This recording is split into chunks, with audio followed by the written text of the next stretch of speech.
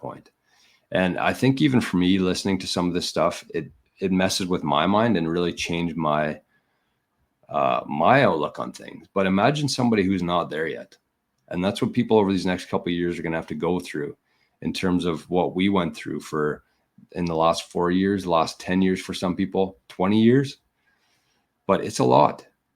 It's a lot to take in, to completely change your mind on things and understand and realize and acknowledge the fact that, you know what, maybe everything we've been told our entire life has been a lie. That's a very hard realization to come to for a lot of people, including myself. But it's necessary to move into this new abundant world. So anyways, this is the first part of the interview. I highly recommend. I only watched about an hour of this already, but very interesting. I'm not a huge fan of Breedlove, but I do think that he has some good conversations. I'm definitely not somebody who watches every one of his interviews, but this is Robert Grant talking about math, music, and Bitcoin and decrypting the matrix. So we'll watch a couple minutes of this. He's talking about the units of truth. This is why I wanted to share this.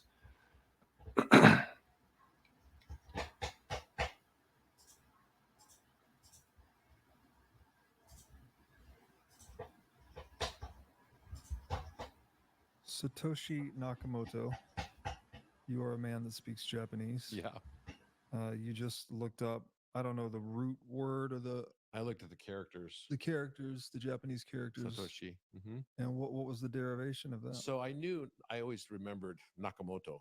Nakamoto is like coming from a field. Yeah. Right. And the characters are, would be into, or Naka is in the center of, in the middle of. Moto is like field. Yeah. And I didn't remember what the meaning of Satoshi was, or what the Chinese characters were related to it, because they use the Hanmun or Hanja, or as they say it in Chinese, but it would be kanji in Japanese. Mm-hmm. And the kanji character for it for Satoshi means wisdom. Mm. So wisdom inside or from the field, the unified field, which I think is a fascinating name when you think about what Bitcoin actually is. And that now it can link all the way back to the simplicity of the beauty of the wisdom from the field. That's kind of mind-blowing.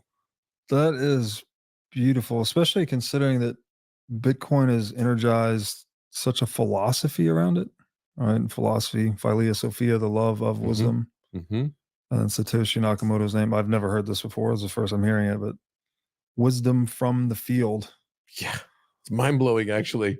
I'm like still trying to grok it, to be honest. It's like, because the implications, every time someone says, oh, I sent you a Satoshi, it's like I sent you a wisdom. I freaking love it. The other thing I saw was the word sat, actually, is the Sanskrit word for truth.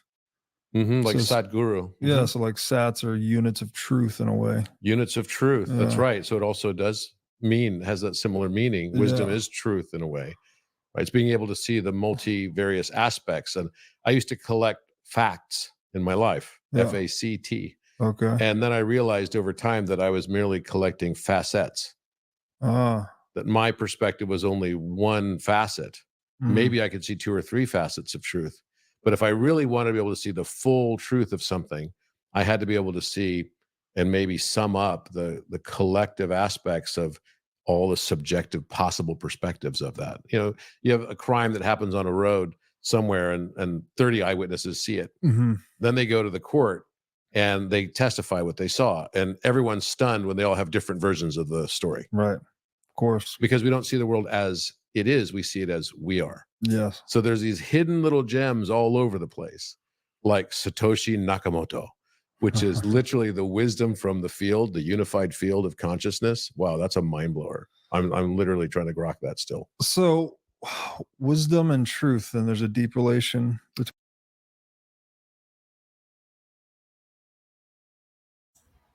Oh yeah, I just wanted to show a quick clip from that. Like I said, if you have some time today, if you have 3.5 hours in your schedule today, make sure to check that out.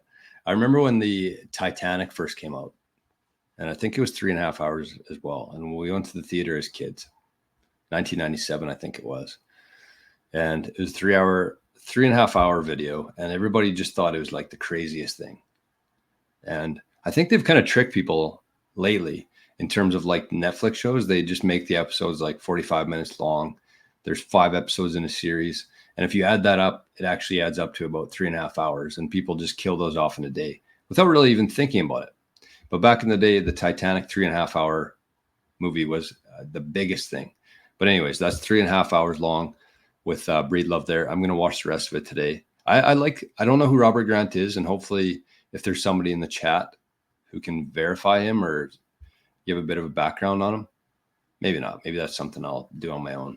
But anyways, if you have a quick explanation of who Robert Grant is, just so we can talk about it here in the last couple of minutes, then feel free to share it. But 2 things there. I really like that. I like the fact that he talked about the meaning of Satoshi Nakamoto, and there's been a whole bunch of people who have tried to decrypt that. I saw even yesterday somebody, a big influencer on Twitter, shared that it's Hal Finney. So like the Japanese of Satoshi Nakamoto translate to be Hal Finney, which just seems pretty stupid to me. I think if Hal Finney was Satoshi, I don't think that we would know who Hal Finney is. But I also don't know. But I also love the units of truth. I've been talking about kind of the whole show today. It's been one of the themes. I was going to name the show Units of Truth, but I figured nobody would watch that. But that's what it is. That's exactly what Bitcoin is. When you really break it down, Bitcoin is simply units of truth. It's not physical. You can't hold it. And that really trips up a lot of people. But if people actually understood that money is simply just a ledger of you providing value and somebody owing you, or somebody providing value to you and you owing them, and how to account for that, that's all money is. It doesn't have to be physical. It doesn't have to be digital. It just has to be recorded. And Bitcoin is an honest, open ledger. That's all the Bitcoin network is. It's just a bunch of transactions finalized into a block. That block gets put into the blockchain and it gets broadcast out to every single person on earth running a Bitcoin node. So it's impossible to change that. It's immutable. If you had a transaction in there that got put into a block and broadcast out to every single person on earth, if you wanted to make a change to that transaction, you would have to go to every single person running a Bitcoin node and ask them to do that. So it's not possible, in other words. And so that's where the transparency comes from. That's where the truth comes from. Think about our governments and how much they take in, how much they give out, who it goes to. Have we ever seen where any of it goes to? Have they ever been audited? There's no truth to that. And when your entire system and your entire world is based on that ledger, a very dishonest ledger, everything is a lie. And so with the units of truth, that's what Bitcoin is. It's on a ledger. There's transactions. It gets broadcast out. It gets audited every 10 minutes by the people running the Bitcoin nodes. It's self-audited. The governments, the Federal Reserve, the central banks have never been audited. That entire system is built on a lie. And it was built on a lie. That's the foundation of it. So every aspect of it going outwards is a lie as well. So that's the units of truth. But the other part that I wanted to talk about there was the perception. And I think this is important when you're dealing with people, you have to understand this. And this is what I struggle with too all the time. You have to understand that every single person on earth sees the world differently.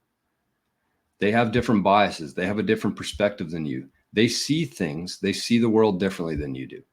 And like he talked about there, the car crash, there could be 30 witnesses. They all go down to the cop shop and give their story. And each story is different, even though they all saw the exact same thing happen. But they all have different perceptions and different biases from their experience in life.